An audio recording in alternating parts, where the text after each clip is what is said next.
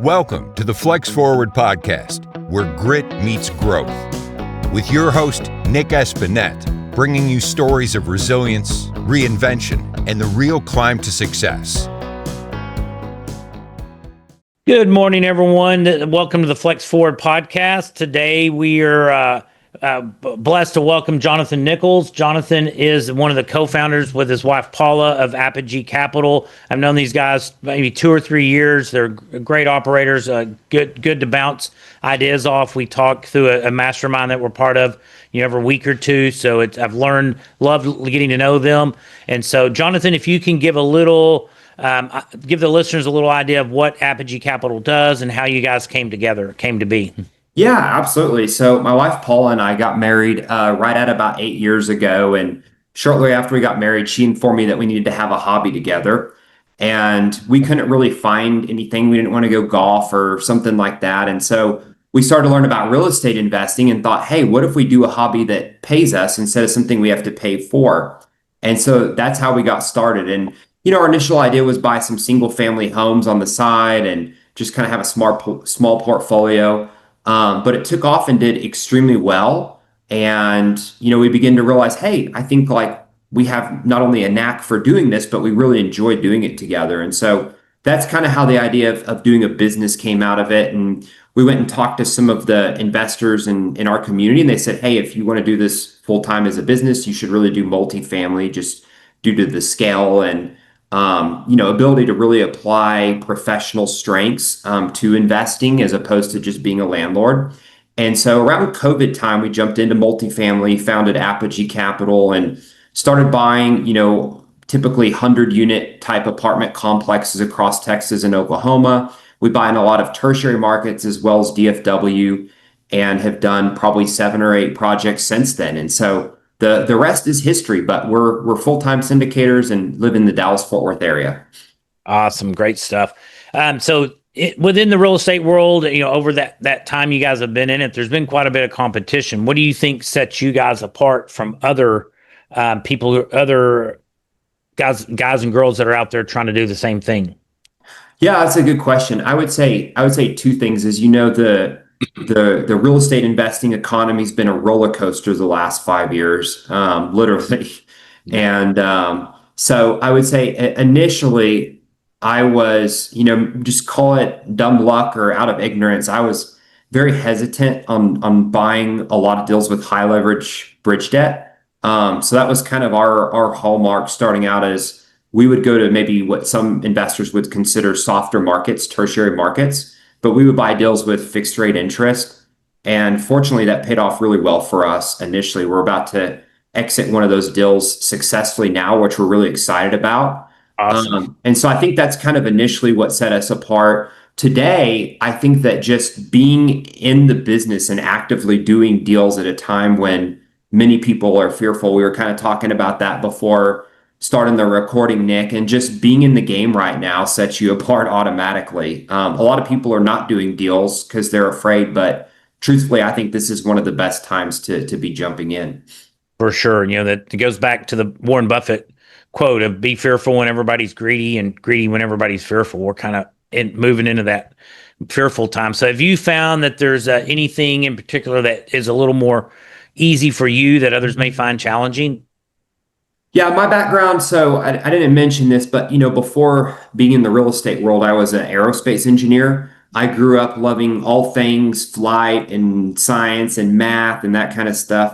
So I think that, first of all, obviously the analysis, the numbers behind investing are they come to me pretty easy. I would say the numbers is the easy part. It's making wise assumptions that's more difficult. But then also risk assessment and mitigation is a huge part of engineering that most people don't think about. Like where are the risks and how do you mitigate them so that you're more likely to have a successful outcome? So I think that's the piece that comes to me. And as a result, I really focus a lot on our acquisitions with Apogee, whereas my wife, Paula, focuses a little more on the asset management. Good stuff. And even those risks, knowing what might happen, so you can kind of keep an eye on those areas and say, hey, are we starting to trend in one of those risky areas? You can nip it in the bud earlier. Yeah, absolutely. Totally agree.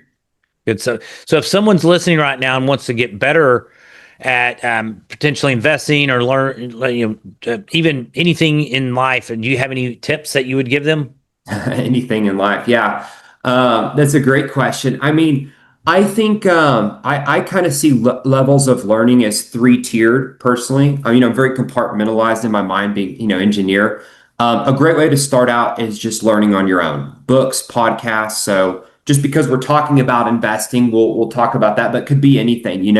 Go listen to the podcast, go listen to the books. Right now, I recently started investing in stocks as well on the side. And I knew nothing about investing in stocks. And I just picked up some books, some podcasts, and, kind of took off on learning about that. But yeah, pick up some books about investing, whether it's multifamily, single family, whatever you're interested in. That's kind of level one. Level two is learning from someone else. So, hey, Nick, I would really like to join with you on a deal or invest in one of your deals and learn alongside you, or go spend the day with you, whatever it is that Nick would Sure. be willing to accommodate or not, right? But go find someone that's experienced and spend time with them and learn a lot of those nuances that you don't get from a book, right? The real world scenarios.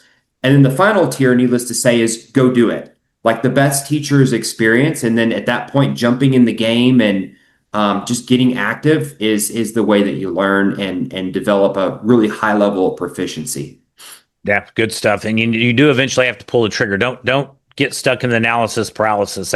That's what I did for a long time in the looking at single family, and then stumbled across multifamily and started learning about that, which it worked out better, but maybe I could have been doing some single family a couple of years earlier. So it's good. So Jonathan, what is one of the biggest challenges you've had to overcome, either in your aerospace career or as you guys have transitioned into the real estate world?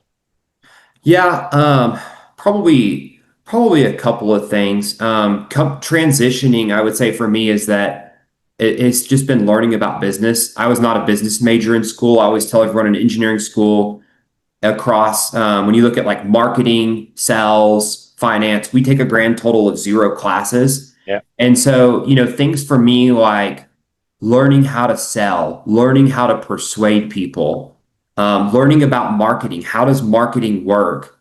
All those things were totally new to me, and that was a pretty steep learning curve.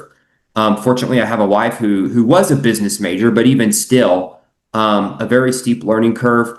I would say another thing that probably you can relate to, Nick, and I think most responsible sponsors could, is using other people's money for investments. We invest in our own deals, but we solicit investors to join us if they're sophisticated and have a relationship with us, know the deal, and want to participate. But that's a really high level of responsibility, and something that it took me a while to kind of grapple with my mind of like, people are really trusting us a lot, and there's sort of a weight to that you have to think through, I think, if you're going to be a good sponsor.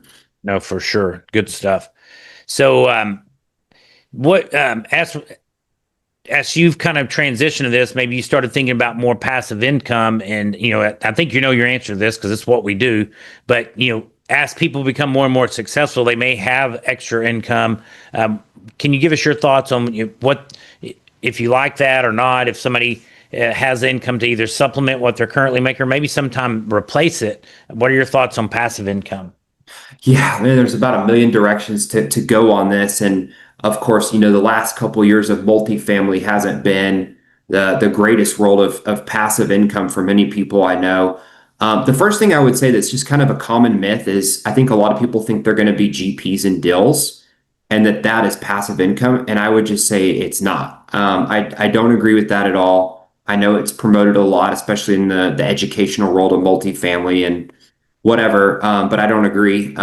If you're going to be a GP on a deal, it's an active role. I already mentioned kind of the weight of using other people's money for investments, and that takes a lot of intentionality, and you legitimately own a business. And so I think you have to realize that if you're going to be a general partner. And so if that doesn't sit well with you, then you should consider being a limited partner.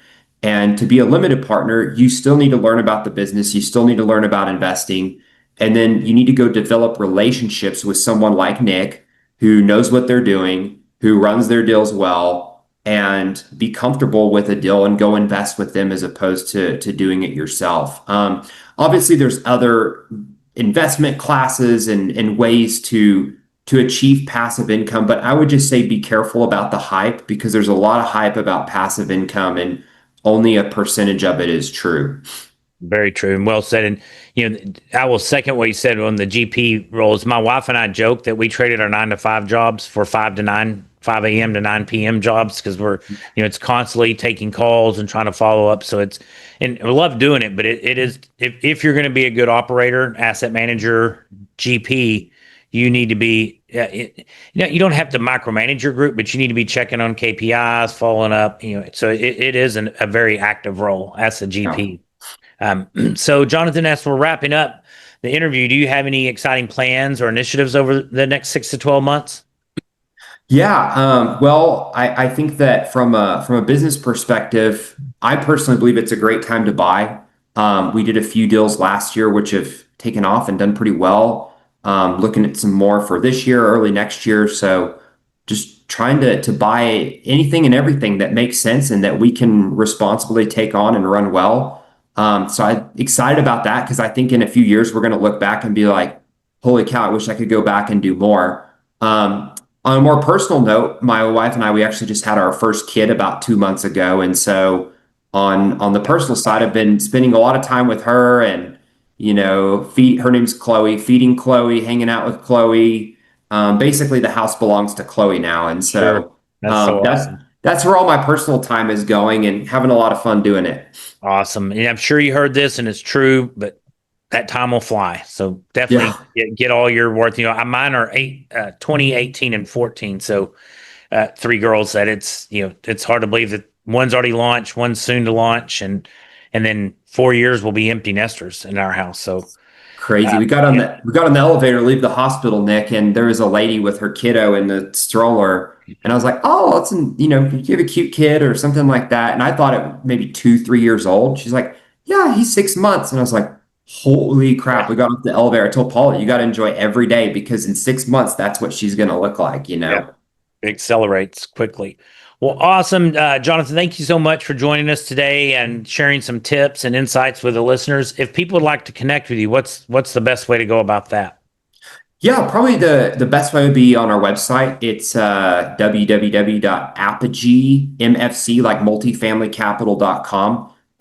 You can learn a little bit more about us, reach out to us on one of our contact forms, and love to have a conversation.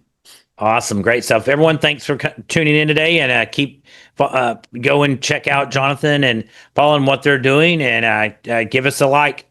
Thank you. Thanks, Jonathan. Thanks, Nick. Thanks for listening to the Flex Forward podcast. If you've got grit, growth, and a great story, visit flexforwardpodcast.com/guest to apply and join us on the show.